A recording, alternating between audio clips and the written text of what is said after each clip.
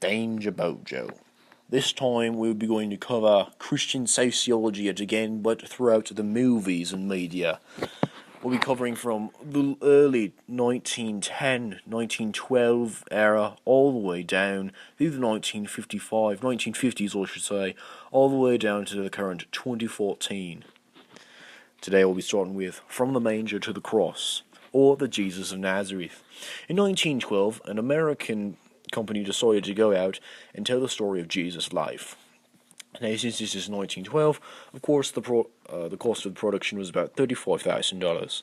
It's still around today. If you can find it, you're lucky. I don't know the quality of it, but it sounds pretty good. Next, we go to Luther. This is a 1928 film about the story of Martin Luther. Martin Luther was a Protestant, started the father of Protestant Reformation. He was a Protestant reformer, I guess you could say. This is the first of many Luther films, though, we'll be covering today. Number 3, The Keys of the Kingdom. This is a movie in 1954, an American-based film on the novel Keys of the Kingdom by A.J. Cronin. The movie was adapted by Nunley Johnson, directed by John M. Starr, and produced by Joseph L. McClanahan, a very hard last name to pronounce. The movie was mostly about a bishop who thinks it's better if he retires, but a father of his, not his father, but his father is in the Catholic Church, thinks that he should come into his own church, and things start to happen, and as you can think, anti-Catholics come in, there's a whole bunch of problems, and then eventually the film just ends about Jesus. It's a Christian film. Number 4, we have another Martin Luther film in 1953, a biography about Martin Luther, his entire life and his tellings. This is more focusing on as he grew up in the Catholic Church and then becoming a Protestant. In 1956 there was the Ten Commandments, number 5. I'm sorry, I'm going to stop numbering here. I don't know why I started numbering. I'm a weird person. 1956, Ten Commandments, an American religious epic film. This was supposed to dramatize the biblical story of Moses, an adopted Egyptian prince. 1962, Sodom and Gomorrah. You can imagine this film. It was loosely based off of the biblical tale Sodom and Gomorrah. In the United States, it was known as The Last Days of Sodom and Gomorrah. Did angels come down? Yeah, but it was a 1 hour. It was about an hour and 55 minutes long. It was available on VHS and DVD-R. It was a really interesting film at the time. 1966, we come to The Bible in the Beginning, based off of, you guessed it, Genesis, the first book of the Bible. Briefly covering Adam and Eve, then briefly covering Adam and Eve to the binding of Isaac. Not the video game, the story in the Bible, Binding of the Isaac.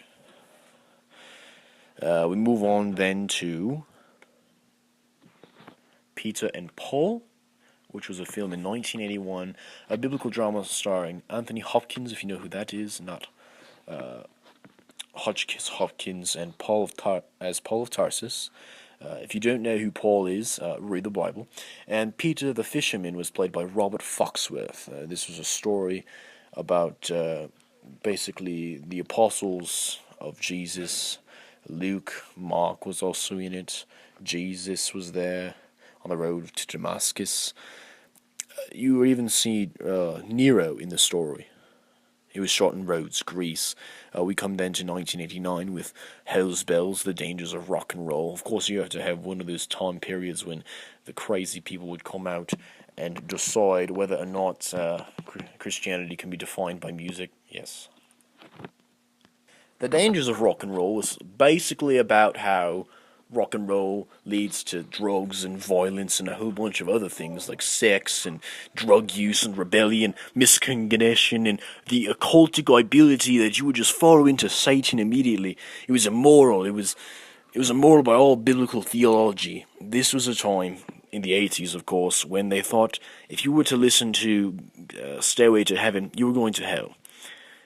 Many of your parents, I imagine some of you are 16, 17, 18, 19. Your parents had to deal with these numbskulls who honestly believe that all rock and roll, you Christian or not, will send you to hell. Next, we come on to 1994. Finally, a story about Abraham has been released to the public. It was a television movie, not exactly a movie pushed out by Fox or something. This movie based the life of the biblical patriarch Abraham. It was shot in Morocco. I'm pretty sure Abraham was in Judea, but I guess Morocco somewhat looks like Judea if you squint your eyes a bit. Abraham lived in the city of Haran. His wife Sarah, who was played by Barbara Hershey, is childless. They live there. If you know the story, it covers Genesis chapters 11 through 25. Then we come to 1999. Some of you may remember this. It was called Mary, Mother of Jesus.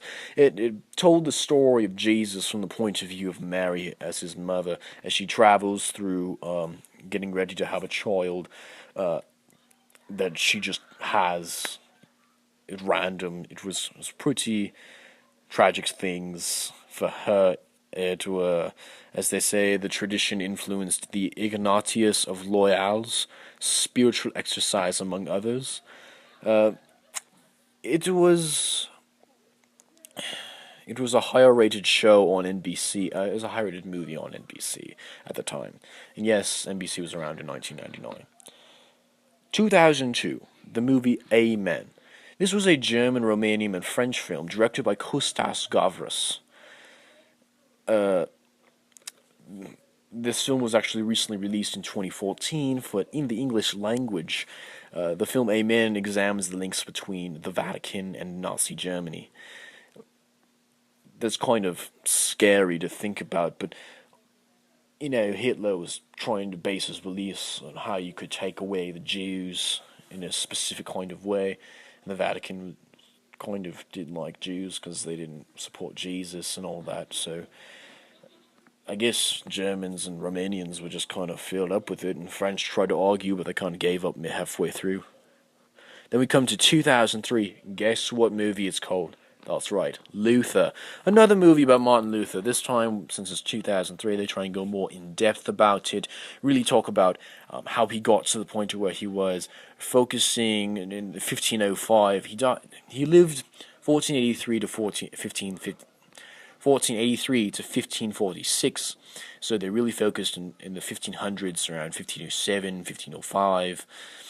It just has him growing up into this man who eventually reforms the Catholic Church into the Protestant faith. We then come to 2003 yet again with Promenade Pictures, a motion picture production company by Frank Yablans. Basically what this isn't a movie at all. It's a motion picture production company that made animated versions of movies such as Noah's Ark, The New Beginning, The Ten Commandments, Gideon's Gift. They started making more and more of these movies as time progressed, and this was the start of the company that started to make these Christian movies in 2003. But more along the lines, we're going to come to more progressively to nowadays. In 2014, there's a movie called God's Not Dead. This was a film made about basically a kid who goes to college, finds a really atheistic teacher, and they argue about it and debate about it, and it's all about the kid finding ways to express God to people who have probably never seen God, and it's about the man trying to find God in himself when he doesn't want to, and there's a whole bunch of things that happen in the movie. It's a really recent film. It was highly rated unless you're an atheist. And then we come to 2014 yet again with one of the biggest mistakes in biblical histories ever.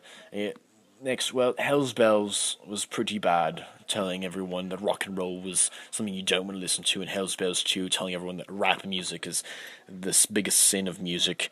And now you come down to Noah of 2014. If you haven't seen this movie, I apologize. It's not exactly what happens in the Bible.